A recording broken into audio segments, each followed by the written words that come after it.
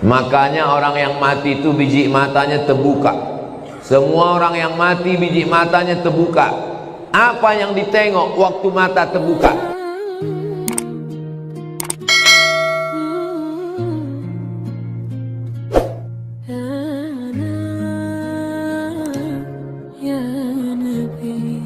Assalamualaikum warahmatullahi wabarakatuh.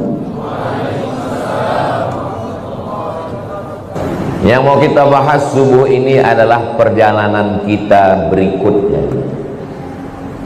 Kalau haus, minum. Kalau lapar, makan.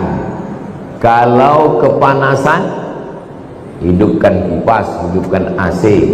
Kalau kedinginan, pakai jaket. Selalu ada langkah antisipasi. Nah, yang mau kita hadapi ke depan ini apa? Yang akan kita hadapi nanti adalah yang pertama, sakaratul maut. Apa yang perlu kita siapkan untuk sakaratul maut ini?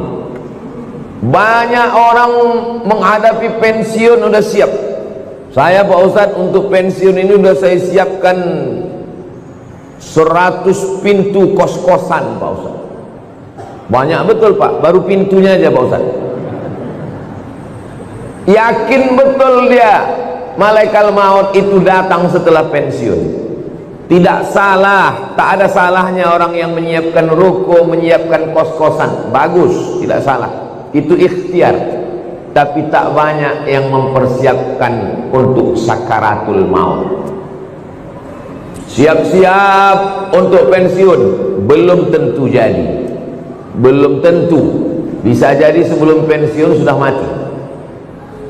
Tapi mati ini tidak kita siapkan pun pasti mati. Yang paling pasti dalam hidup ini adalah mati. Apa yang kita siapkan untuk sakaratul maut itu? A'udzubillahi minasyaitonir rajim. Innal ladzina qalu rabbuna Allah tsumma istaqamu. Orang yang selalu menyebut Allah kemudian dia istiqamah, tatanazzalu alaihimul malaikah, turunlah malaikat waktu dia mau sakaratul maut, waktu ruhnya mau keluar dari jasad, turun dua malaikat. Malaikat yang pertama berbisik, alla takhafu, jangan kau takut. Karena rupanya orang mau mati itu takut. Takut sakaratul maut, takut azab kubur, takut mungkar nakir, takut titian siratal mustaqim, takut hisab, takut neraka, takut. Maka datang malaikat membisikkan, alla takhafu, jangan kau takut. Perasaan yang kedua orang yang sakaratul maut itu, wala tahzanu, jangan sedih. Rupanya orang yang mau mati itu perasaannya sedih. Sedih meninggalkan rumah, sedih meninggalkan anak, sedih meninggalkan bini, sedih meninggalkan BPKB, STNK, surat tanah, akte notaris. Sedih. Apa kata malaikat? Wala tahzanu, jangan kau sedih. Takutnya hilang, sedihnya melayang. Waktu itu hatinya kosong. Ketika itu malaikat membisikkan yang ketiga. Apa kata malaikat? Wa abshiru bil jannati allati kuntum tu'adun. Berbahagialah engkau mendapatkan surga yang dijanjikan Allah Subhanahu wa taala. Mudah-mudahan kita termasuk yang mati husnul khatimah insyaallah. Apa syaratnya? Apa syaratnya supaya kita dapat macam yang disebutkan dalam ayat ini? Syaratnya kata Allah, qalu rabbunallah tsumma istaqam. Istiqamah menyebut Allah. Bisa subhanallah, bisa alhamdulillah, bisa Allahu akbar, bisa la haula wala quwata illa billah. Afdalul dzikri fa'lam annahu la ilaha illallah. Makanya orang kalau dia ikut tarekat Naqsabandiyah, zikirnya Allah Allah Allah Allah Allah Allah Allah Allah Allah Allah. Alladzina yadhkuruna Allah, orang yang menyebut Allah qiyaman, waktu tegak, wa qu'udan, waktu duduk, wa ala junubihim, waktu berbaring. Duduk, tegak, berbaring, selalu mengingat Allah. Itu makanya melihat wajah di cermin menyebut Allah. Allahumma kama hassanta khalqi fahassin khuluqi. Masuk masjid menyebut Allah. Allahumma ftahli abwaba rahmatik. Keluar masjid menyebut Allah. Allahumma inni as'aluka min fadlik. Masuk ke WC menyebut Allah. Allahumma inni a'udzubika minal khubuthi wal khaba'is. Mau tidur menyebut Allah. Bismika Allahumma ahya. Yang dibaca mau tidur dia. Jadi kalau mau husnul khatimah, jangan berhenti menyebut Allah Allah Allah, subhanallah, walhamdulillah, la ilaha illallah, wallahu akbar. Macam mana sakitnya mati itu. Nabi Isra Mi'raj berjumpa dengan yang orang sudah mati beribu tahun. Sudah berapa lama kalian mati? Ribuan tahun. Macam mana rasanya mati itu? Macam kambing dikuliti hidup-hidup, macam mata kail pancing ditarik dari kulit yang basah, macam tebasan pedang beratus kali di tempat yang sama. Makanya kita selalu berdoa dalam doa selamat, Allahumma hawwin alaina fi sakaratil maut. Ringankan kami waktu sakaratul maut. Tulis di YouTube itu sakaratul maut titik. Nampak nanti orang yang mati, pembawa acara TV mati, orang sedang pidato mati, yang paling banyak mati orang yang sedang angkat berat, rupanya tak tahan jantung itu mati, orang sedang jogging mati. Nah, jadi mati ini kapan saja bisa terjadi. Apakah orang yang mati semalam itu sehari sebelumnya sadar dia mau mati? Tidak. Tiba-tiba aja datang kematian itu. Waja'a, datang dia sakratul mauti bil haq. Dia datang tiba-tiba. Hari ini kita usap kepala anak yatim, besok pagi kepala anak kita diusap orang sebagai anak yatim. Hari ini saya bicara mati, bisa jadi belum selesai tausiah ini saya sudah mati. Maka jangan pernah takut cerita tentang mati, karena kita semua akan mati. Kita sekarang hidup, resiko hidup adalah mati. Takut hidup, takut mati, jangan hidup. Takut mati, jangan hidup. Takut hidup, mati saja. Karena ketika kita berani menghadapi hidup, berarti kita sudah berani menghadapi mati. Yang kita persiapkan itu adalah mati dengan husnul khatimah, insyaallah. Apa yang sering kita dengar, apa yang sering kita tengok, apa yang sering kita pikirkan, itulah yang akan datang waktu sakaratul maut.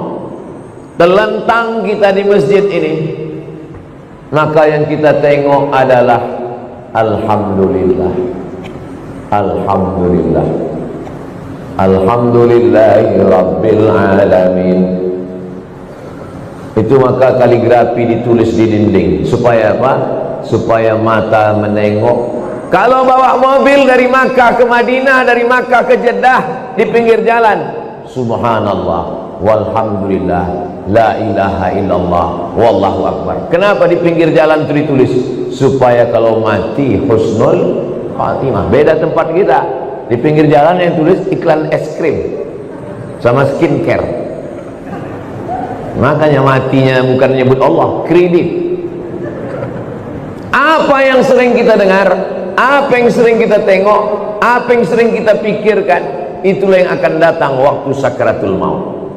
Ada orang koma di masjid di Rumah Sakit Cipto Mangunkusumo, Jakarta. Koma, belum titik lagi, masih koma, tidak sadar-sadar. Kata dokter, bawa orang ini ke rumah karena sudah tak ada harapan hidup. Ini tinggal menunggu aja lagi. Obat sudah tak ada, sampai masanya mati ini nanti. Akhirnya anak istrinya pun dah menyiapkan mau bawa pulang ke rumah. Begitu mau dibawa pulang ke rumah, tiba-tiba duduk dia. Dokter pun terkejut, anak bininya pun terkejut.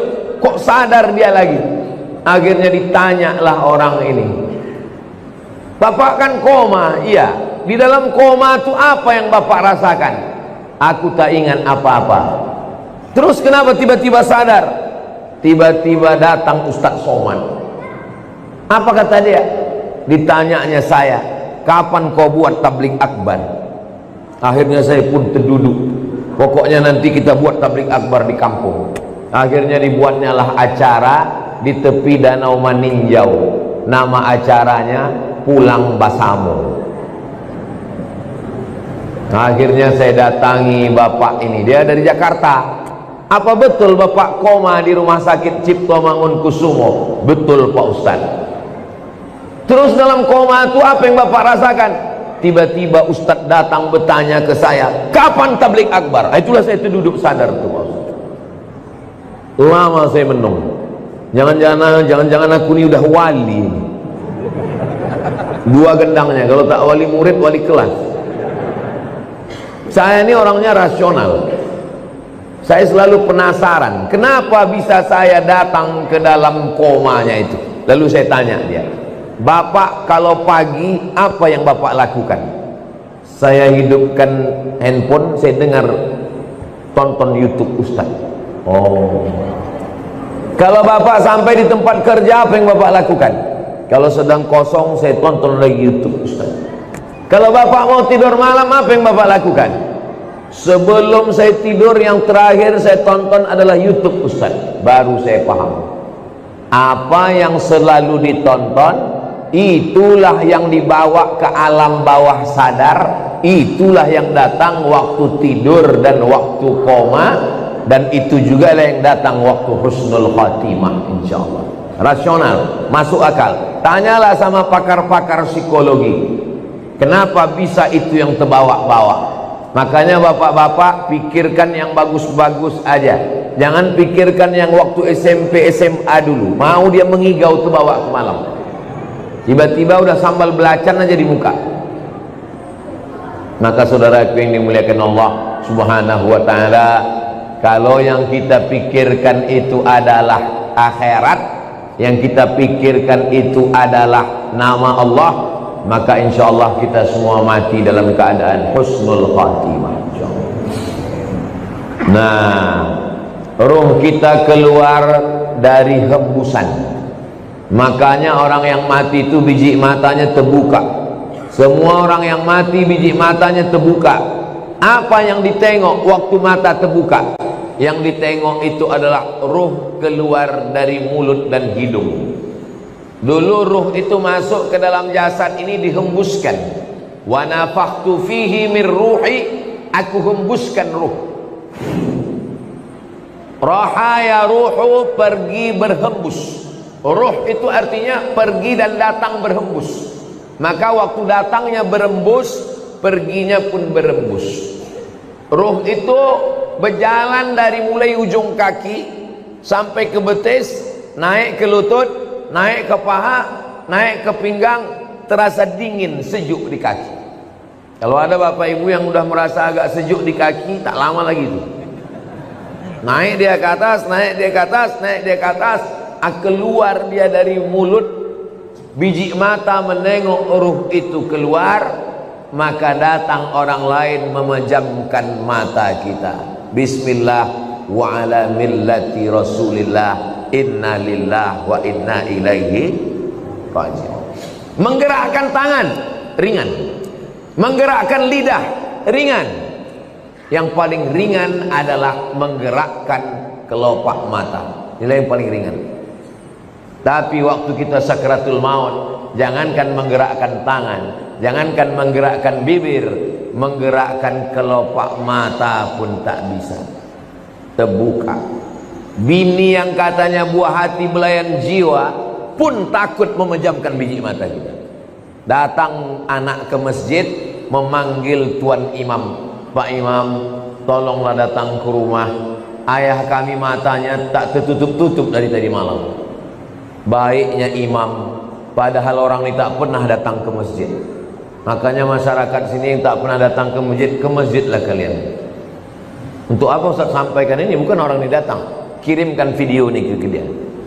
Jangan sampai nanti akhirnya tuan imam yang datang ke rumah dia hanya untuk menutupkan kelopak matanya, dan akhirnya jenazahnya dibawa juga ke masjid. Seumur hidup ke masjid cuma 2 kali. Yang pertama akad nikah, yang kedua inna lillah. Mudah-mudahan kita istiqomah menghidupkan masjid ini insyaallah.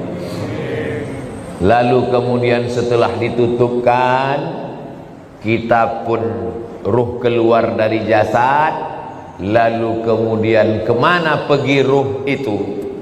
Ruh itu dibawa oleh malaikat.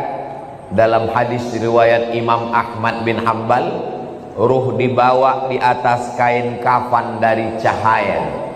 Lalu kemudian mengetuk pintu langit. Lalu kemudian malaikat yang menjaga pintu langit menengok ruh. Apa kata malaikat penjaga pintu langit? Inilah orang yang amalnya kami tengok 2 kali sehari. Habis subuh, malaikat yang menjaga di waktu malam datang membawa amal dia. Habis maghrib, malaikat yang menjaga di waktu siang datang membawa amal dia. Amalnya kami tengok 2 kali sehari, tapi orangnya baru ini kami jumpa. Itulah makna orang yang dirindukan oleh para malaikat. Kam min masyhurin fil ardi walam yakun ma'rufan fis sama. Berapa banyak orang yang masyhur di bumi, viral, tapi malaikat di langit tak pernah kenal dengan dia.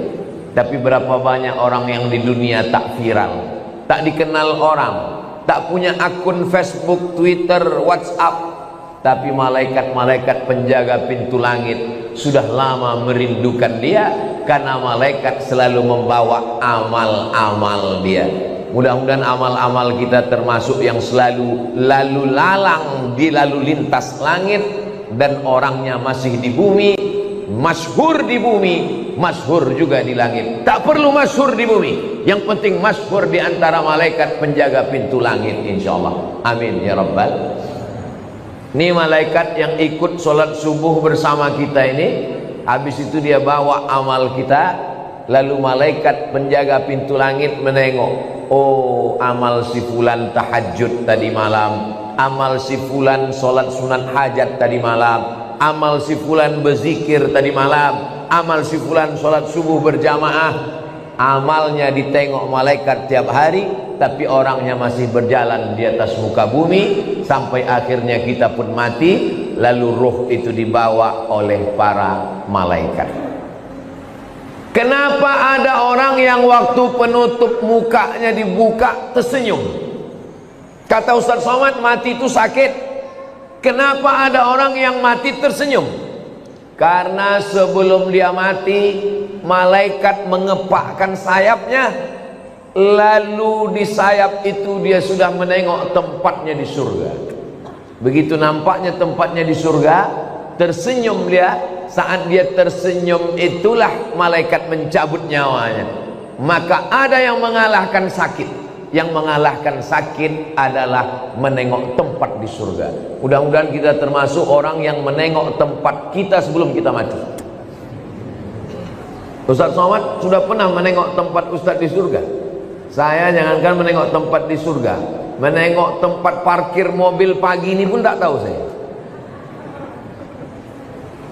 Karena menengok tempat di surga itu nanti ketika kita mau sakratul maut. Masa iya Pak Ustadz, sakitnya mati bisa dikalahkan?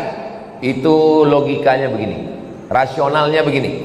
Ibu habis melahirkan anak, sobek dagingnya, mohon maaf, sakit, Tak usah saya ceritakan sakitnya. Nanti kalau saya ceritakan ibu-ibu, alah macam pernah aja Ustaz itu.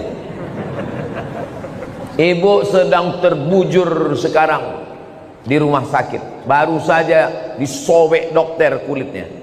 Koyak mengeluarkan bayi. Tak lama kemudian datang bidan membawakan bayi. Lalu ibu pun menggendong anak itu. Ibu senyum atau tidak? Senyum. Yang saya tanya, sakit atau tak sakit? Inilah hebatnya. Ibu yang saya tanya, bisa pula bapak itu merasakan sakit. Kan memang cinta sejati lah orang. Ibu itu baru saja melahirkan anak, nyawa taruhannya, koyak dagingnya, tapi menengok anak tersenyum dia. Begitulah mati itu. Sakit, tapi sakitnya kalah. Kenapa? Karena menengok tempat di surga, ditunjukkan Allah. Itu salah satu tanda husnul khatimah. Orang yang husnul khatimah itu irqul jabin. Irqul jabin, berkeringat jabin di atas kening atasnya. Kenapa? Kenapa orang yang mati husnul khatimah itu berkeringat di atas jabin ini? Karena malu. Biasanya orang kalau malu kan merah wajahnya karena tersipu malu. Maka orang yang meninggal menengok tempatnya di surga, malu dia karena amalnya tak seberapa. Aku amalku rasanya tak seberapa, kenapa besar kali balasan yang kau kasih ya Allah. Maka salah satu tandanya adalah irqul jabin, keluar macam keringat kecil di atas. Tapi jangan pula gara-gara ini biar supaya suami ibu disangka husnul khatimah, begitu mati langsung semprotkan air ke keningnya. Itu tak usah dibuat-buat, serahkan aja kepada Allah Subhanahu wa ta'ala. Ini yang saya sampaikan ini menurut hadis-hadis yang sahih, supaya kita bersiap-siap. Maka jangan lupa berzikir. Zikir ini banyak kali Pak Ustadz. Kata guru saya Syekh Umar Al-Ma'ruf Ali, dia keturunan dari Syekh Muhammad Tayyib. Syekh Muhammad Tayyib ini murid langsung dari Syekh Muhammad bin Abdul Karim Samman dari Madinah. Kata dia, Abdul Somad, kalau kau payah memilih-milih zikir yang banyak, kau amalkan aja 3. Yang pertama istighfar, yang kedua solawat, yang ketiga la ilaha illallah. Istighfar itu membersihkan cawannya. Ini cawan kotor, kalau dituang air zam-zam ikut jadi kotor. Bersihkan dulu, membersihkan cawannya dengan istighfar. Astaghfirullahaladzim, astaghfirullahaladzim, astaghfirullahaladzim, astaghfirullahaladzim, astaghfirullahaladzim. Bisa 100 bagus, bisa 200 bagus, bisa 1000 bagus. Setelah istighfar, baru kemudian wangikan dia, harum semerbak. Mewangikannya itu salawat. Allahumma salli ala Sayyidina Muhammad wa ala ali Sayyidina Muhammad. Allahumma salli ala Sayyidina Muhammad wa ala ali Sayyidina Muhammad. Setelah dia wangi, barulah kau tuangkan air. Airnya itu adalah afdhalul dzikri fa'lam annahu la ilaha illallah. Ini masalah zikir ini, jangan karena mau ngejar cepat lalu bunyinya tak jelas.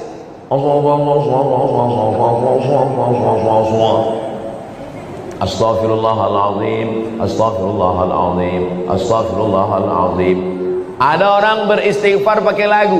Astaghfirullah Rabbal baraya.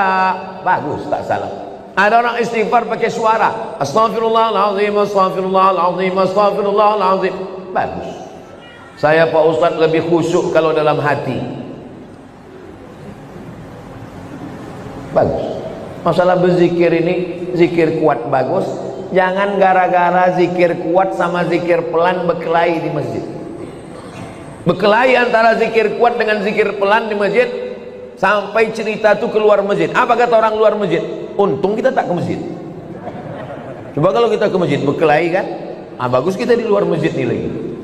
Nah, jadi yang berzikir kuat silakan. La ilaha illallah, la ilaha illallah. Bagus, tak salah. Yang berzikir pelan bagus. La ilaha illallah, la ilaha illallah. Zikir kawan pelan, kita mau kuat, kita paksakan dia, kita ke telinga dia, la ilaha illallah. Apa mau kau, kata dia. Kelahi kita dalam masjid. Saya Pak Ustaz terganggu kali saya sama zikir orang ini. Saya kalau udah dengar orang ini berzikir kuat, terganggu saya Pak Ustaz. Berarti ada setan dalam diri kau. Orang yang terganggu dengan zikir berarti ada setan. Zikir tidak pernah mengganggu kita. Sebagaimana kita mendengar suara bacaan Al-Quran. Kalau ada orang terganggu mendengar bacaan Al-Quran, itulah makna ruqyah. Di ruqyah dia biar keluar hantu setan dari dalam dirinya. Habis sakratul maut selesai, lalu kemudian kita pun masuk ke liang lahat. Tapi tadi ruhnya udah diangkat ke langit Pak Ustaz. Waktu jasad masuk ke liang kubur, maka ruh turun balik, dimasukkan Allah ke alam kubur untuk menjawab pertanyaan malaikat Munkar Nakir. Iya, kalau jasadnya masuk kubur, kalau matinya diterkam singa, kalau matinya di sungai Amazon, dimakan ikan piranha 1000 ekor, kemana pergi ruhnya? Kalau matinya tabrakan beruntun hancur macam daging kena blender, kemana pergi ruhnya? Maka nama alamnya adalah alam barzakh. Dia tidak disebut dengan dunia karena dia sudah mati. Dia tidak disebut dengan akhirat karena dunia masih ada. Pemisah antara dunia dengan akhirat namanya alam barzakh. Tengok dalam surat Ar-Rahman, bainahuma barzakhul la yabghiyan. Jadi ruh yang sudah diangkat ke langit diperkenalkan ke malaikat, diturunkan balik masuk ke dalam jasad untuk menjawab pertanyaan Munkar Nakir. Setelah itu ruh dalam genggaman kudrat iradat kuasa Allah Subhanahu wa ta'ala, maka ruh menantikan amal yang mengalir. Apa yang perlu kita siapkan? Yang perlu kita siapkan yang pertama, ilman 'allamahu wa nasyara. Ketika di alam barzah disebut alam kubur, yang kebetulan ada kuburnya. Kalau kebetulan tak ada kuburnya, alam barzah, mati hanyut, mati tabrakan, mati hilang, maka alamnya alam barzah. Selama di alam barzah itu apa yang mengalir? Yang pertama mengalir adalah ilman 'allamahu wa nasyara. Ustadz Marsofwan ceramah, ada program subuh, apa namanya Ustaz? Pejuang Subuh Nongsa, dilanjutkan oleh anak-anak pejuang Subuh Nongsa, mengalirlah pahalanya ke beliau. Bang Hardi Hud dosen sampai ke Indragiri Hilir, dosen sampai ke Sungai Guntung, mengajar ke sana kemari, mengalirlah pahalanya. Ustadz, tapi kami ini tak ustadz, kami ini bukan buya, kami ini bukan profesor Pak Ustadz, ilmu apa yang mengalir? Bapak jangan lupa ajarkan Al-Fatihah ke anak, ibu ajarkan Al-Fatihah ke anak. Saya hatam alif-alif, hatam Quran, guru pertama saya emak saya. Jadi sampai hari ini kalau saya ngajar di mana-mana, itu pahalanya mengalir ke almarhumah emak, ke almarhum ayah saya. Maka ibu kalau tak sempat, bapak kalau tak sempat, ajarkan Al-Fatihah ke anak, supaya anak sholat subuh, zuhur, asar, maghrib, isya, tahajud, witir, duha, dia baca Al-Fatihah, mengalir ke kita semuanya. Saya Pak Ustadz sempat juga mengajarkan beberapa ilmu Pak Ustadz. Ilmu apa yang bapak ajarkan? Ilmu santet. Minta ampunlah kepada Allah, mudah-mudahan lupa murid-murid itu, tak diamalkannya lagi, taubat dia. Itu maka sebelum mengajar tuh, ajarkan yang baik-baik.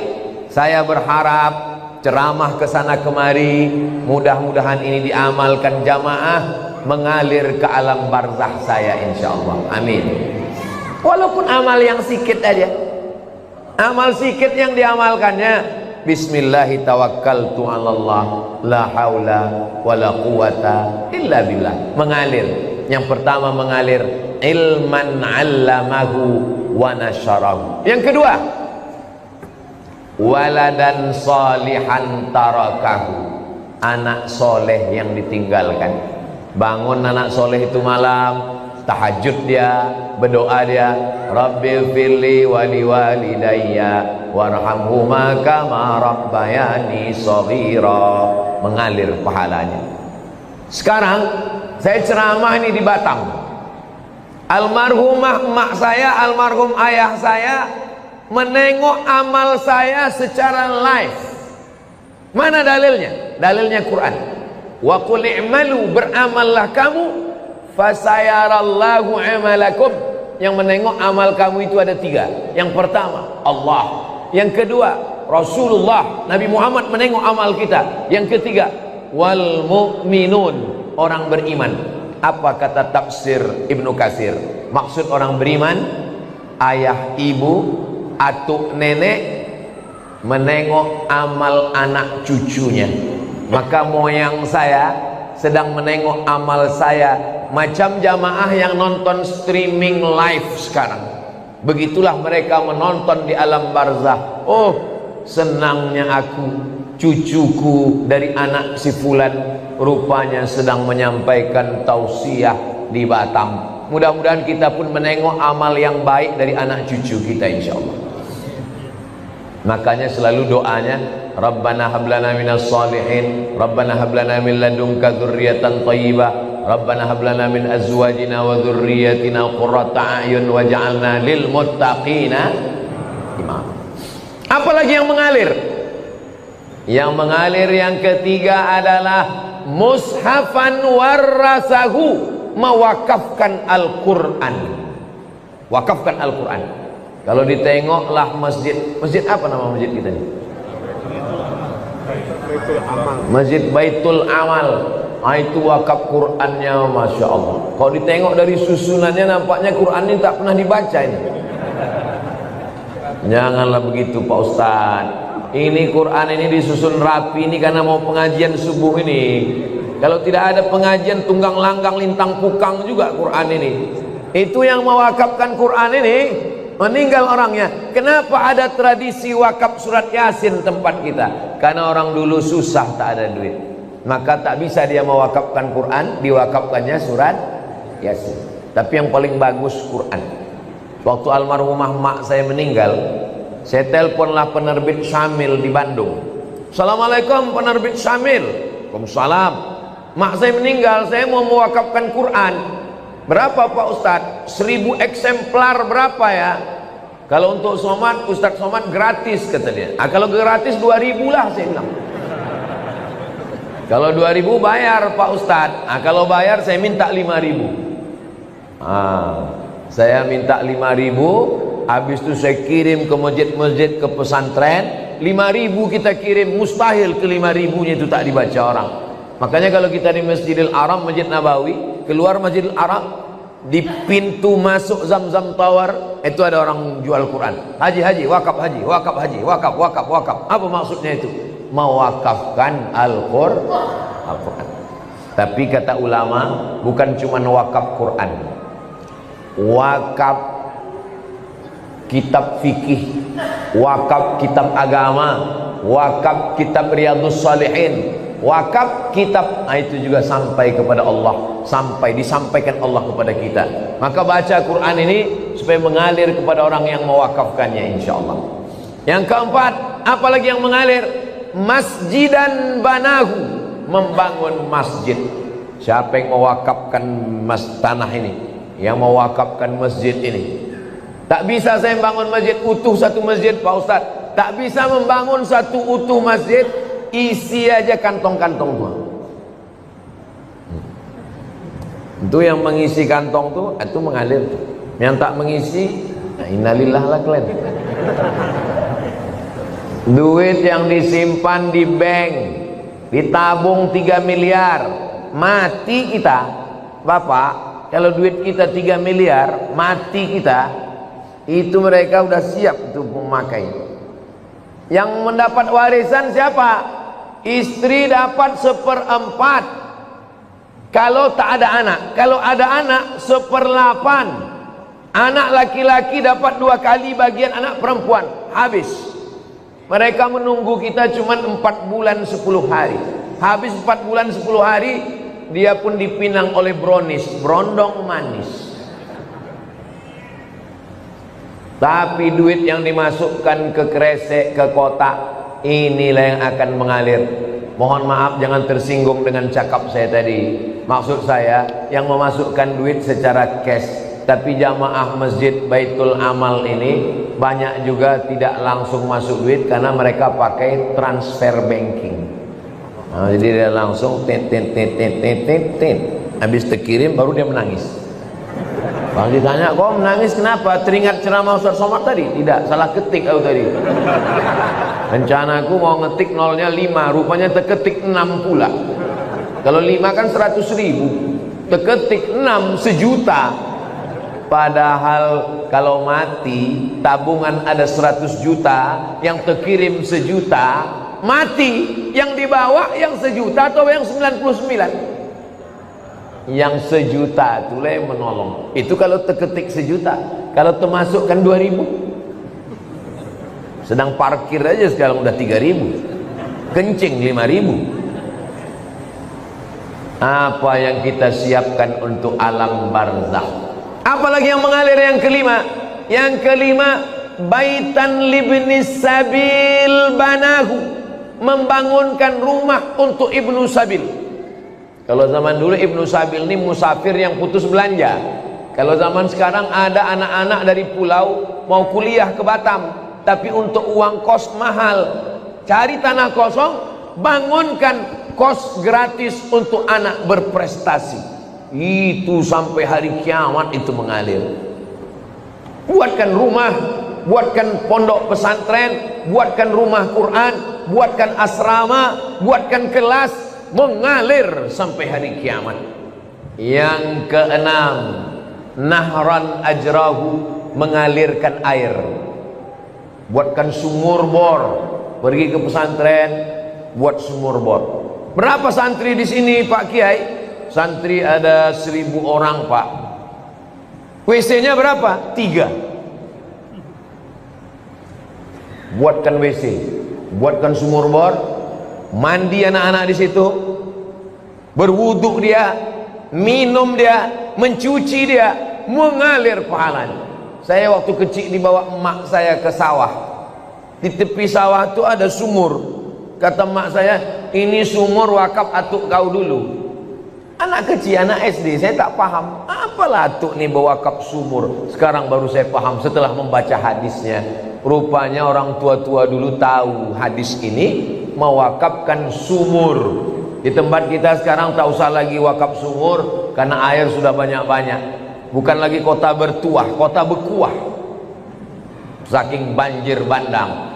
Maka cari yang kira-kira diperlukan umat, maka itu diwakafkan. Tong air besar, mesin air besar, filter saringan air. Nah, itu juga termasuk dalam golongan amal yang keenam. Amal yang ketujuh mengalir. Apa amal ketujuh mengalir? Shadaqatan akhrajaha fi sihhatihi wa hayatihi yalhaquhu ba'da mautihi. Sedekah yang dia keluarkan waktu masih sehat. Kenapa sehat? Karena kalau udah sakit orang memang udah ingat mati. Semualah ambillah ya Allah. Tapi kalau waktu sehat, bakhil, bin medit, bin pelit, bin kikir, bin kedekut. Tapi kalau masih sehat, orang pelit. Waktu masih sehat itu dia berikan, dia kasihkan, maka itulah yang akan menolong dia di hadapan Allah Subhanahu wa taala. Imam Syafi'i meninggal 204.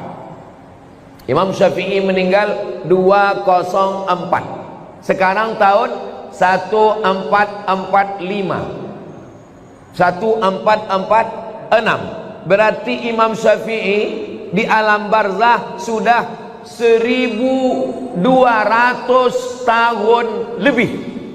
1240 sekian tahun lebih. Sedangkan umur Imam Syafi'i di dunia cuman 54 tahun. Lahir di Gaza, Palestina 150, meninggal di Mesir tahun 204. Di dunia cuman 54 tahun, di alam barzah 1200 tahun. Imam Al-Ghazali meninggal 505, sekarang udah 1446, berarti di alam barzah sudah hampir 1000 tahun. Maka kita ini lebih lama di dunia atau di alam barzah? Lebih lama di alam barzah. Apa yang sudah kita siapkan? Alhamdulillah. Bagi bapak ibu yang sudah menyiapkan 7 amal tadi, alhamdulillah. Saya alhamdulillah Pak Ustadz 7-7-nya udah siap, alhamdulillah. Saya Pak Ustadz baru 5 Pak Ustadz, alhamdulillah. Saya Pak Ustadz 1 pun belum, innalillah. Saya cuman bisa lewat ceramah. Tapi kalau Bang Hardi Hud jadi wakil wali kota dengan Cak Nur, itu ke-7 ini bisa dilaksanakan insyaallah. Amin. Yang pertama, apa tadi yang pertama ya? Yang pertama adalah ilman 'allamahu wa nasyarahu. Programnya sekolah muda. Bisa. Guru fisika PNS, guru matematika PNS, guru kimia PNS, guru ngaji honorer. Coba angkat Honda. Kenapa tak Yamaha Pak Ustaz? Honda itu maksudnya honor daerah. Yang selama ini honornya 300.000, gajiannya 6 bulan sekali, dipotong sunat masal. Kenapa tidak dikasihkan dia pakai APBD? Bisa. Bisa apa tak bisa? Bisa. Saya ketemu dengan Bupati Morowali, Sulawesi Tengah. Bupati Morowali selama jadi bupati mengirim anak Morowali 70 orang ke Yaman, Tarim Hadramaut. Bisa. Pas makan dengan bupati saya tanya, betul Pak Bupati mengirim 70 anak ke Yaman? Betul Pak Ustaz. Bapak tanggung semua, ongkosnya, asramanya, kuliahnya, makannya, bersih semua ditanggung APBD. Dari mana duitnya Pak? Dari APBD dan dari Basnas. Bisa Pak Ustaz. Apa Bapak nggak takut ditangkap KPK? Saya sudah dipanggil Pak Ustaz. Pas dipanggil ditanya, kenapa banyak uang? Pendidikan adalah tanggung jawab negara. Nggak ditangkap Bapak? Sampai sekarang belum Pak Ustaz. Ini masalah keberanian aja. Untuk apa punya kekuasaan kalau tidak dipakai untuk amal jariah? Ilman 'allamahu wa nasyarahu. Bisa. Mushafan warasahu, mewakafkan mushaf, sangat bisa.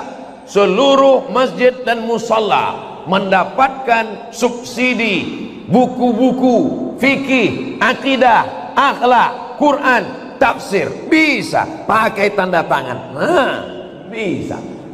Kalau saya ceramah, berapa masjid lah yang bisa saya isi? Tapi kalau tim UAS ini kita dudukkan, maka insya Allah amal jariah ini kita pun juga akan mendapatkannya insya Allah.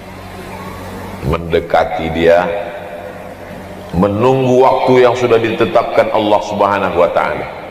Kalau ditetapkan jam 9:15, tak bergeser menjadi jam 9:11, tak bergeser menjadi jam 9:16. Yang bergeser itu jadwal kedatangan Ustaz, jadwal kematian tak bergeser. Begitu sampai masa kematian, maka disentapkanlah nyawanya. Sekali sentap, sekali tarik. Waktu Nabi bertanya, macam kambing dikuliti hidup-hidup, macam tebasan pedang di tempat yang sama beratus kali, macam mata kail pancing yang sungsang diletakkan dalam kulit yang basah, ditarik, disentap. Kita tidak akan merasakan sakitnya sampai kita merasakan. Tak sesuai dengan cerita yang diceritakan orang, sampai kita merasakan. Yang pernah kena jahit, yang pernah operasi, yang pernah kena suntik, yang pernah mancing nyangkut pancing itu di kulit.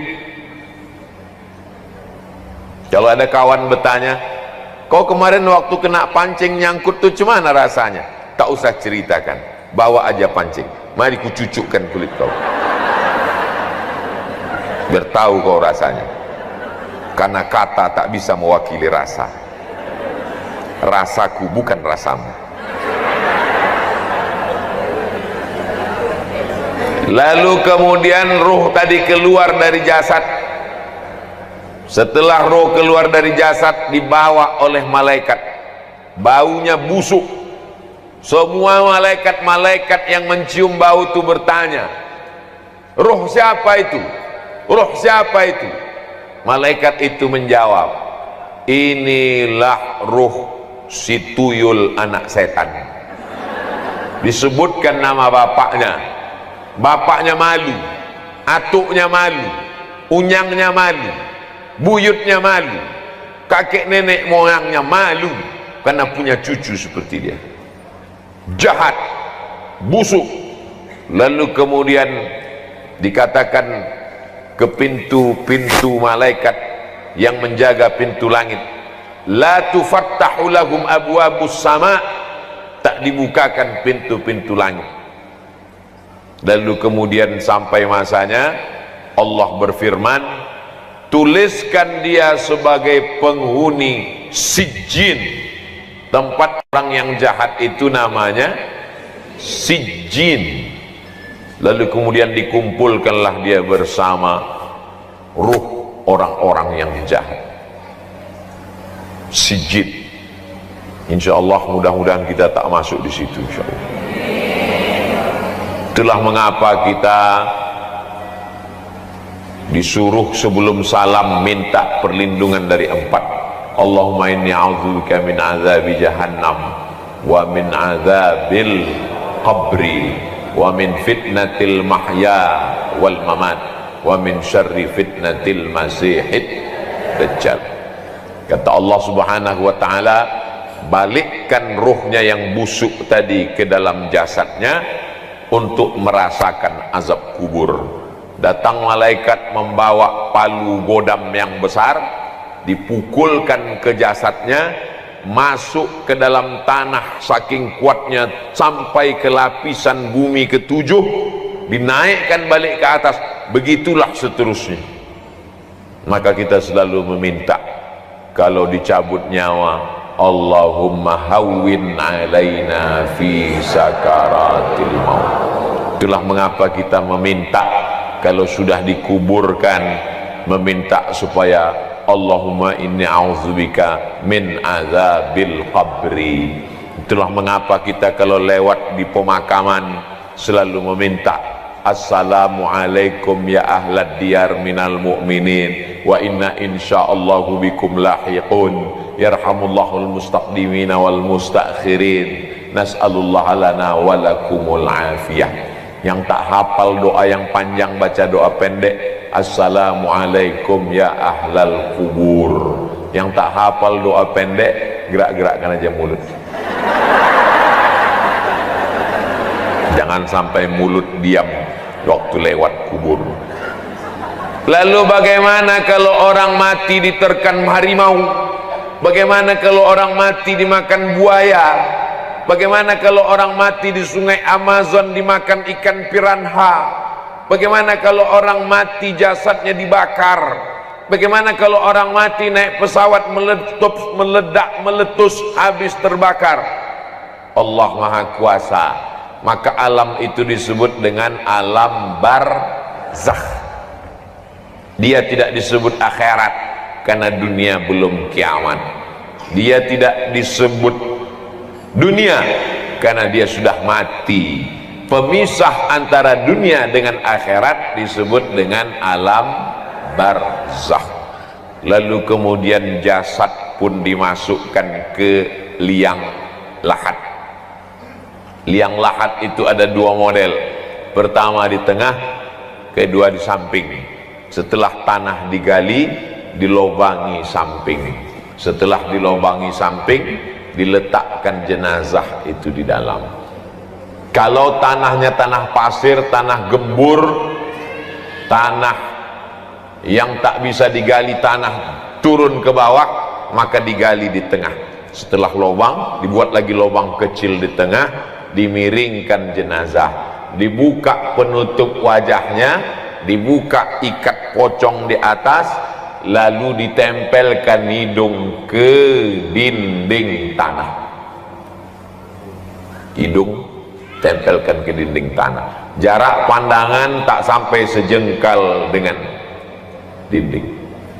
Dibukakan penutup wajah, anak-anak kita ajarkan, nanti kalau aku mati nak, kaulah yang meletakkan aku di liang lahat. Kau buka ikat kepalaku, kau buka kain penutup wajahku, lalu kau tempelkan hidungku ke dinding. Kalau mau tidur malam, kebetulan tempat tidurnya di samping dinding, coba tempelkan hidung nih ke dinding, miring ke arah. Begitulah agaknya, matikan lampu, tempelkan hidung ke dinding. Kalau nanti malam jam 2, jam 3 terbangun, tengok masih lagi di kamar, alhamdulillahilladzi ahyana ba'dama amatana wa ilaihin nusyur. Bangunlah ke kamar mandi, berwudu untuk tahajud, karena sampai nanti masanya, waktu dibukakan mata gelap, bukan lagi di kamar, tapi sudah terdengar suara marrabbuka. 5 hari pertama, begitu ruh keluar dari jasad, maka jantung berhenti berdetak. Yang menyemburkan darah dalam badan Abdul Somad ini jantung, berdenyut berdetak sebelah kiri.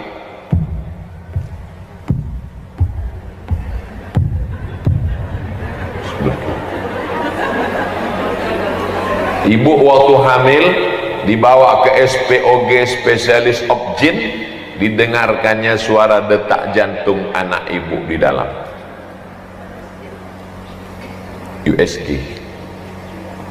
Kalau ibu punya kawan di puskesmas, punya alat dengar itu, coba dengarkan sendiri jantung. Cuman kalau jantung saya, kalau ada yang cepat, itu berarti kreditnya banyak.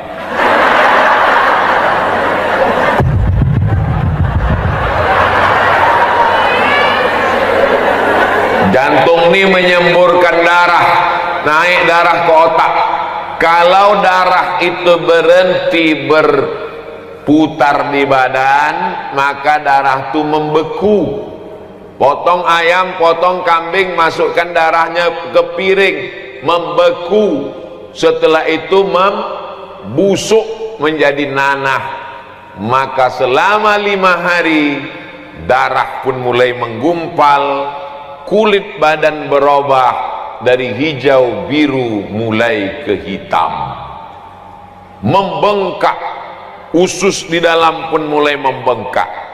6 sampai 10 hari perut pun pecah, biji mata pun keluar, darah keluar dari hidung dan telinga, lidah pun menjulur, rambut pun lepas dari tengkorak kepala, lalu kuku-kuku pun copot, lalu kemudian pecahlah kulit-kulit. Binatang yang paling tajam hidungnya, tak punya mata, tak punya telinga, tak punya tangan, tak punya kaki.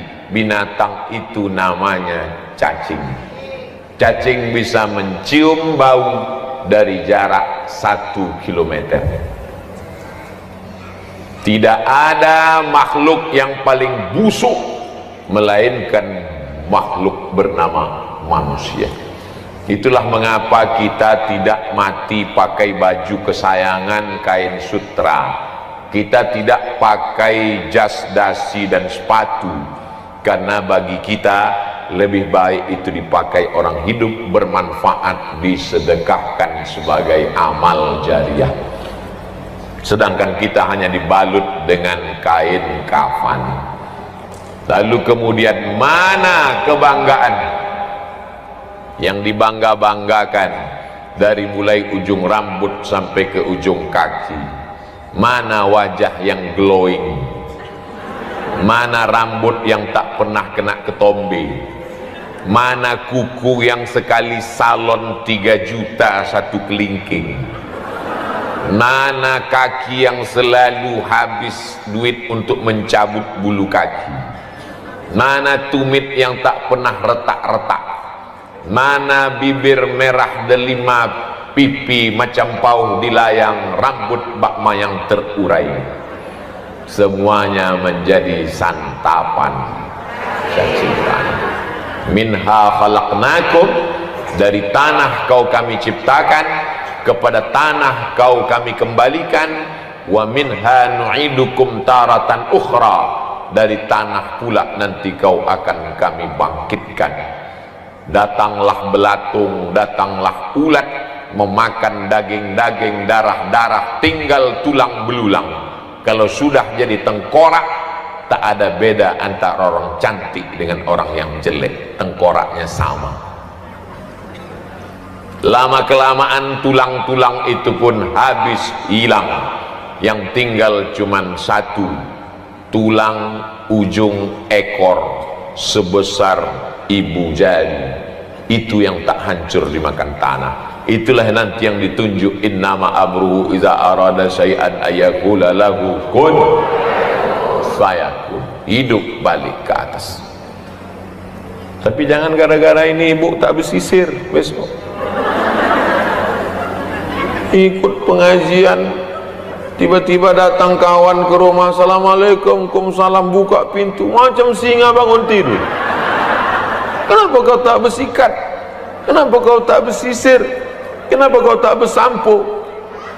Kata Ustaz Somad, 5-10 ini pun lepas nanti tegur. Bukan itu maksud saya.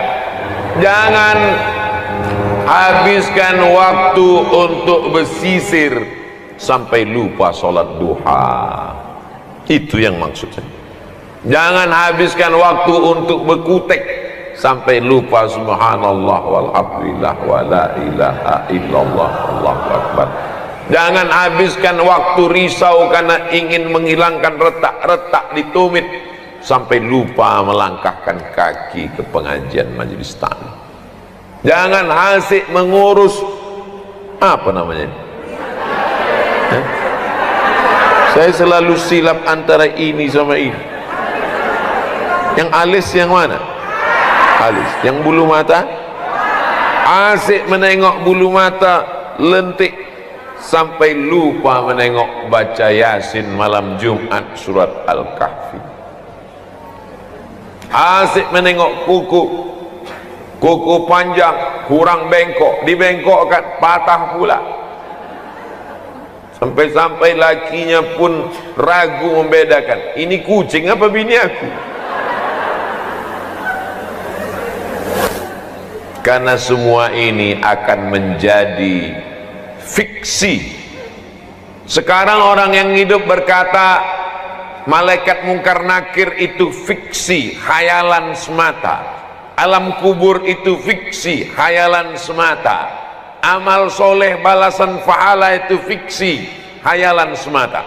Tapi begitu kematian datang, malaikat maut mencabut nyawa,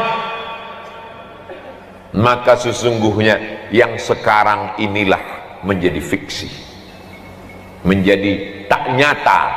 Sekarang ini suami ibu nyata atau tak nyata? Nyata. Anak nyata tak nyata? Nyata. Rumah nyata apa tak nyata? Nyata.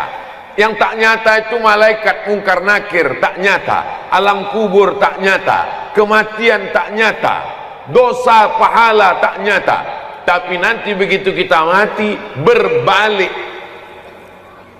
pahala nyata, mungkar nakir nyata, alam barzah nyata. Yang sekarang nyatalah yang menjadi tak nyata. Suami sudah diambil bininya yang baru. Cincin, gelang, subang, rantai, anting sudah dijual mereka ke toko emas, berbagi-bagi. Anak ibu menangis, cincin emak aku, tapi menantu ibu garang. Mati kok kan mak. Kalau sempat mengumpulkan 1.000 rupiah sehari, sebulan menjadi 25.000. Tanggal merah tak dihitung. 1.000 sehari, sebulan 25.000, diserahkan ke Paskas, pasukan amal soleh Batam, yang hari ini mengumpulkan 10 ton beras per bulan. Disalurkannya ke tempat tahfiz Quran. Anak tahfiz Quran membaca Yasin wal Qur'anil Hakim innaka laminal mursalin. Menetes ke alam barzakh. Tetesan dari mana ini malaikat? Ada anakku baca Quran, anak kau hantu. Bukan kau sekolahkan ke agama, anak kau sekarang do game, duduk sambil gemetar. Apakah lakiku mengirim bacaan ini? Laki kau asik mau meminang anak gadis. Lalu dari mana bacaan Quran ini datang? Bacaan Quran dari anak yatim tahfiz du'afa, gara-gara beras yang kau salurkan dari Paskas pasukan amal soleh. Yang sudah bayar 25.000 ke Paskas, alhamdulillah. Yang belum, storkan ke nomor rekening berikut ini. An-nasu niyam. Manusia ini semuanya tidur. Sekarang nih kita semuanya sedang tidur. Orang kalau tidur makin lelap, makin mengigau, makin kuat ngorok, makin ngelantur. Ada yang mimpi jadi orang kaya, kemana-mana. Berapa harga cincin kau itu? 100 juta. Aku 150. Berapa harga mobil kau itu? 1 miliar. Aku 1,5 miliar. Semua orang kaya mengigau. Yang pejabat-pejabat mimpi jadi pejabat. Kau apa? RT. Laki kau apa? RW. Laki aku kades. Laki kau? Laki aku kades juga, tapi 2 periode. Laki kau bupati, laki kau gubernur. Saling membanggakan, saling mengangkuhkan, saling menyombongkan. An-nasu niyam. Manusia ini semuanya tidur. Falamma matu, begitu mereka mati, intabahu, barulah mereka terbangun dari tidur panjang. Alimat nafsum ma qaddamat wa akharat, barulah manusia sadar, rupanya tanganku tak pernah menyapu kepala anak yatim, rupanya mataku tak pernah menengok Quran, rupanya telingaku tak pernah mendengarkan tausiah, rupanya kakiku tak pernah dibawa ke masjid sholat berjamaah. Tapi saat itu penyesalan tak bermakna. Apa kata mereka? Rabbana absarna, mata kami sudah menengok azab. Wa sami'na, telinga kami sudah mendengar azab. Farji'na, balikkan kami lagi hidup ke dunia. Na'mal salihah, kami ingin beramal. Farji'na, balikkan lagi kami ke dunia. Na'mal salihah, kami ingin beramal saleh. Inna muqinun, kami yakin seyakin-yakinnya. Bisa balik lagi?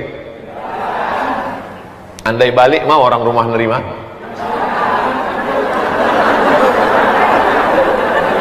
Andai balik sesudah 10 hari, hidung tanggal, biji mata keluar, rambut mengelupas, kuku copot, diketuk pintu, datanglah laki buah hati belayan jiwa. Ustadz dari tadi menggambarkan yang mati bini aja, balik kenapa? Oke, kita balik. Sekarang laki yang mati. Baliklah laki ibu yang sudah mati, yang dulu rambutnya ganteng bukan main, burung terbang jatuh saking terpukau, bukan licinnya, saking terpukau. Sekarang dia datang dengan rambut kepala lepas, biji mata tanggal, kuku copot, lidah menjulur, kulit hancur. Diketoknya pintu, assalamualaikum. Ibu buka pintu, ada ibu mengatakan, abang duduk bang ya. Ada hantu.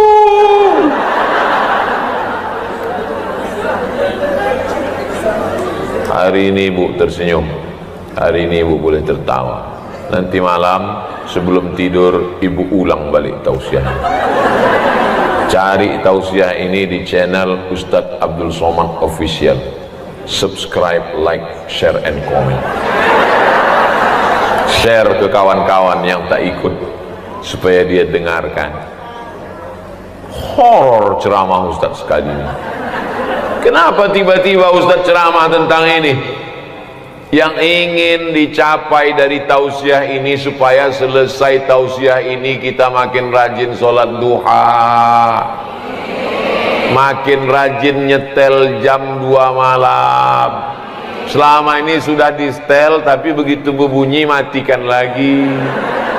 Sesudah ini bangun sholat, mengambil belanja yang selama ini habis untuk beli yang tak penting, sekarang sisakan 100.000, 200.000, antarkan untuk semen 2 sak, untuk fakir miskin beras segenggam beras 2-3 genggam.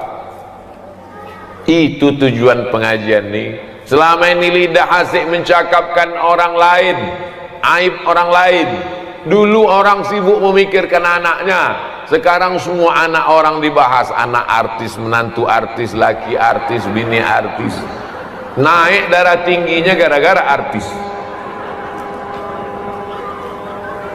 Itu tujuan pengajian ini, tak lain tak bukan. Sampai pada masanya, an-naru yu'raduna 'alaiha, neraka jahanam diperlihatkan ke biji mata mereka, ghuduwan wa 'ashiyya, pagi, petang, siang dan malam, dipandang sampai akhirnya kita pun hari kiamat menghadap Allah. Hidup di Batam cuman 63 tahun, tapi di alam barzakh kalau meninggal tahun 2021, kiamat tahun 2300, berarti di alam barzakh berapa tahun itu? 269 tahun. Kira-kira lebih lama di dunia atau di alam barzakh? Lebih lama di alam barzakh. Bagaimana dengan Abu Lahab yang sudah 1400 tahun yang lalu? Bagaimana dengan Abu Jahal yang sudah 1400 tahun yang lalu? Hidupnya di dunia cuma 63 tahun, tapi azab kubur yang dirasakan pagi, petang, siang, malam, pagi, petang, siang, malam, pagi, petang, siang, malam.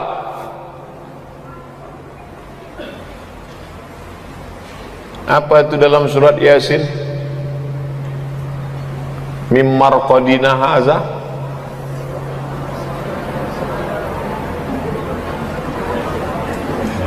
mim marqadina haza. Hah?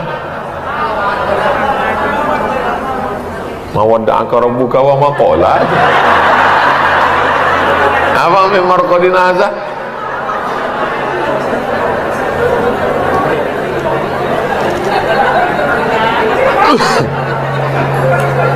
Siapa yang membangunkan kami dari tidur kami? Waktu ditiupkan sangkakala, terbangun dia dari kuburnya. Siapa yang membangunkan kami dari tidur kami? Lalu kemudian orang mengatakan, di alam kubur itu kan tidur Pak Ustadz. Nih dalam surat Yasin, siapa yang membangunkan kami dari tidur kami?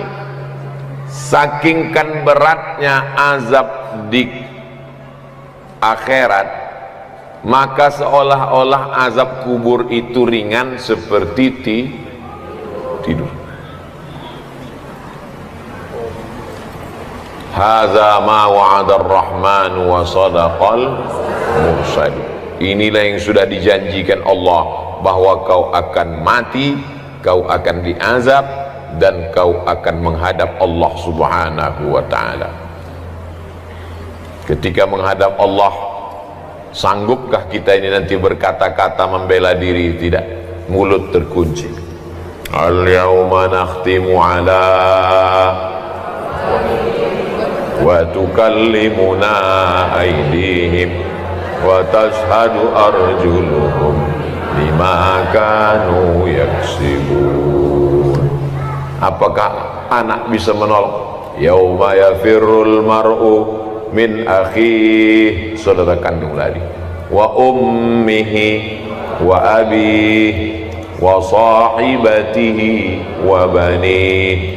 Akhi lari, ummi lari, abi lari, sahibati lari, wa bani. Likulli imri'in minhum yawma idzin sya'nun yughni. Sempat-sempatkanlah baca Quran. Ibu kenapa tak baca Quran? Anak masih kecil.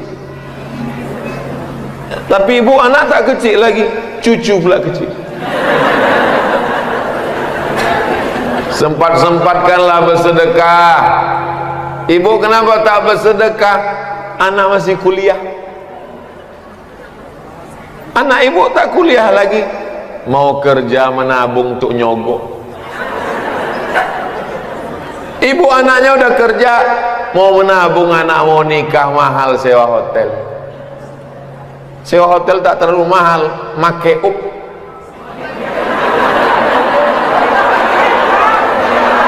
Tapi ibu anak udah nikah, kemarin saya datang walimah, kenapa tak bersedekah? Cucu pula mau lahir. Sempat-sempatkan, karena sampai masanya nanti tak sempat-sempatkan sholat duha, sempat-sempatkan sholat tahajud, sempat-sempatkan sholat witir sebelum tidur malam. Tak sempat sebelum tidur, di tengah malam. Tak sempat tengah malam, menjelang subuh sebelum azan subuh. Sempat-sempatkan afdalu zikri fa'lam annahu la ilaha. Karena sampai masanya nanti waktu ada, tapi kesempatan tak ada, karena ruh sudah keluar dari jasad. Ditanya Allah lah sama orang-orang mati itu, hai orang mati, mau kau hidup lagi? Mau? Apa kata orang mati?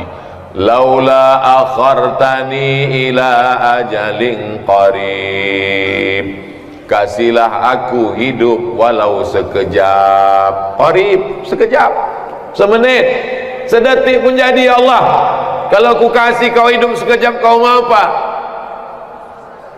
Fa'as-saddaqa, aku mau bersedekah. Wa akum minas salihin, aku mau jadi orang soleh. Macam mana orang soleh mati? Datanglah malaikat, wajahnya bercahaya. Nanti kalau pas kita mau mati itu datang emak kita, jangan ikut.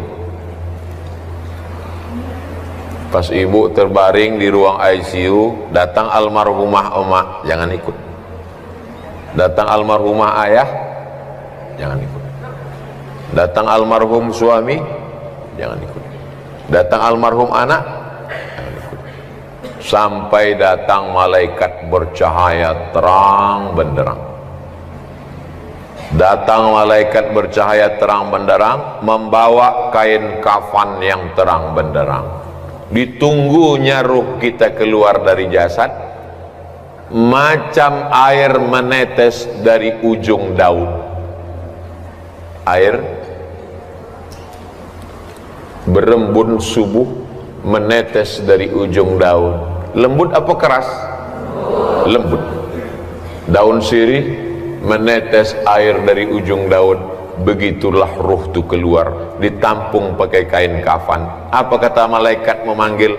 Ya ayyatuhan nafsul mutmainnah, wahai jiwa yang tenang, irji'i ila rabbiki radiyatan mardiyah, baliklah engkau menghadap Allah dalam keadaan ridha. Allah sudah meridhai engkau. Fadkhuli fi ibadi, hamba-hambaku yang soleh sudah menunggu kamu. Wadkhuli jannati, lalu kemudian ruhnya dibawa oleh malaikat. Semua malaikat bertanya, ini siapa? Kenapa harum semerbak? Nabikah dia? Bukan. Siapa dia? Malaikatkah dia? Tidak. Kenapa dia harum semerbak? Karena dia si fulan, anak si fulan, orang baik dari Batam. Amin. Dibukakan pintu langit, lalu kemudian malaikat-malaikat menyambut dia. Lalu kemudian apa kata Allah Subhanahu wa taala? Masukkan dia dalam golongan illiyin. Orang yang baik tempatnya illiyin, orang yang tak baik tempatnya sijjin. Boleh tanya Pak Ustadz? Boleh. Saya ini kadang-kadang baik, kadang-kadang tak baik.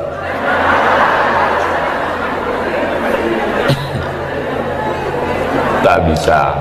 Kita ini mesti istiqomah dalam kebaikan. Saya ini Pak Ustadz tergantung SMS datang. Kalau datang kawan ngajak pengajian, saya ikut. Ngajak mabuk, ikut. Datang kawan ngajak bedah buku kematian, saya datang.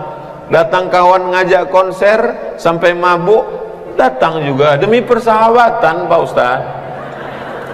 Tak bisa. Ya ayyuhalladzina amanu, ayo orang beriman, tubu ilallah taubatan.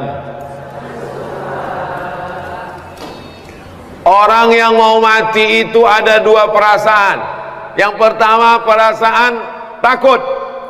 Takut menghadapi sakratul maut, takut menghadapi malaikat maut, takut menghadapi azab kubur, takut menghadapi mungkar nakir, takut menghadapi hisab. Yang kedua sedih. Sedih meninggalkan gelang 3 pasang, sedih meninggalkan rumah besar dengan kolam renang, dengan hiasan dinding tempat tidur yang cantik, kayu jati yang baru dibeli belum lunas kredit. Sedih meninggalkan laki yang dimasakkan nasi goreng pagi-pagi sebelum berangkat, sayang abang.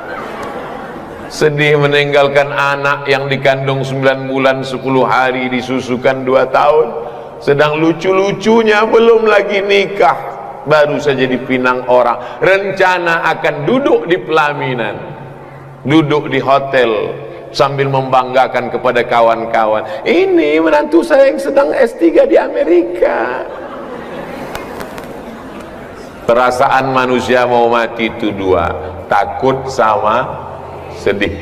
Datang malaikat dikirim Allah Ta'ala, innalladzina qalu rabbuna Allah, orang yang mengatakan Rabbku Allah, summastaqamu, istiqomah dia, tatanazzalu alaihimul malaikah,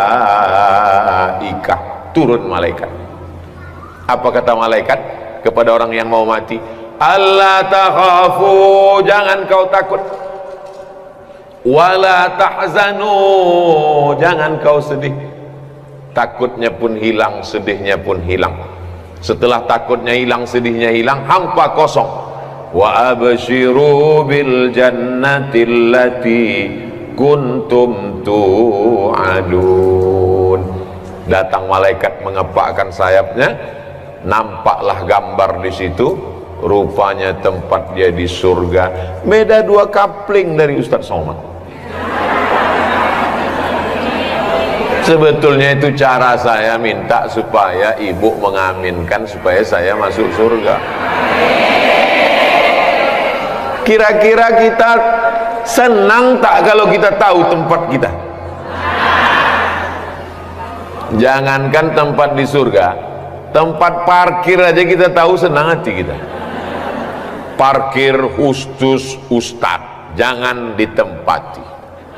Masuklah Ustaz Somad ke tempat parkir, senang hati kita. Subuh Sabtu pengajian di Pekanbaru, mobil Ustaz jauh. Pas ditanya, Ustaz kok jauh betul parkir? Tak kalian sediakan tempatnya. Gimana aku mau parkir? Jangankan tempat di surga, parkir dunia pun kita tak tahu tempat kita. Tapi orang-orang yang istiqomah itu, makanya ketika nyawanya dicabut, menetes macam embun di ujung daun, jatuh di kain kapan dari cahaya dibawa dari surga, lalu kemudian tersenyum, dia nampak dia senyum. Tulis di Google jenazah Buya Hamka, enter. Buya Hamka senyum hampir macam mau, saking kan nampaknya tempatnya. Buya Hamka tersenyum. Lalu kemudian apa yang terjadi setelah itu? Malaikat bertanya, itu tempat siapa? Tempat si fulan. Saat rohnya dikembalikan ke jasad untuk menjawab pertanyaan mungkar nakir, tiba-tiba di tengah kesendirian itu ada orang muda, baik. Ditanya, kau siapa? Akulah amal kau dulu waktu di dunia. Lalu kenapa kau di sini? Aku akan menolong engkau. Yusabbitullahu alladhina amanu bil qawli tsabit. Allah mengokohkan orang beriman dengan ucapan-ucapannya. Napas kita ini cuma dua, sekali tarik, sekali hembus.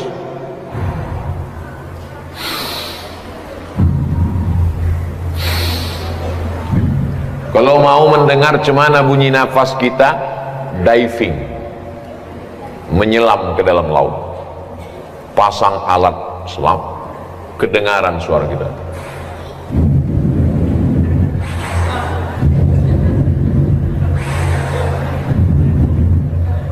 Makanya zikir itu pun dua juga.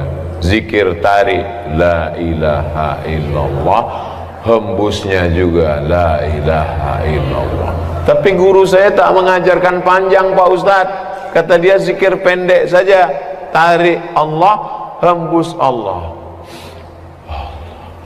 Terserah, mau la ilaha illallah baik, mau Allah Allah baik. Supaya apa? Supaya waktu roh keluar, roh itu keluar bertiup dari mulut. Waktu roh keluar, maka tiupan terakhir la ilaha. Mudah-mudahan yang membisikkan kita adalah anak yang kita mandikan. Dimandikan dia pagi jam 9 makan coklat, kotor mulutnya, mandikan lagi. Siang dimandikan, petang main parit dia sama kawannya, mandikan lagi. Sore dimandikan, datang pula tetangga baik ngasih es krim, kotor, mandikan lagi. Ternyata waktu kita mau mati, dia sedang rapat meeting penting. Rapat meeting penting, kepala kau bawa kepiting. 9 bulan 10 hari kau kukandongkan, 2 tahun kau kususukan, beribu kali kau kumandikan. Untuk membisikkan la ilaha illallah pun kau tak sempat. Oh alah nasib badan.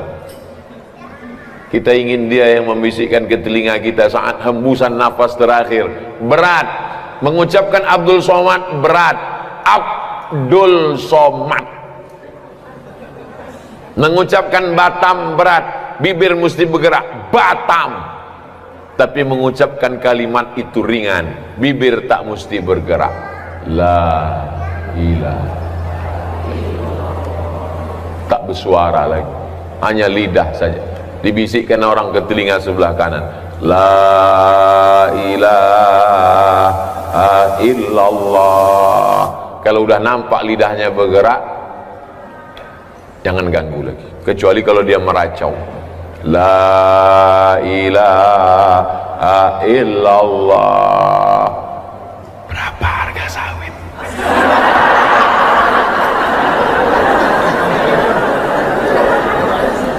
La ilaha illallah.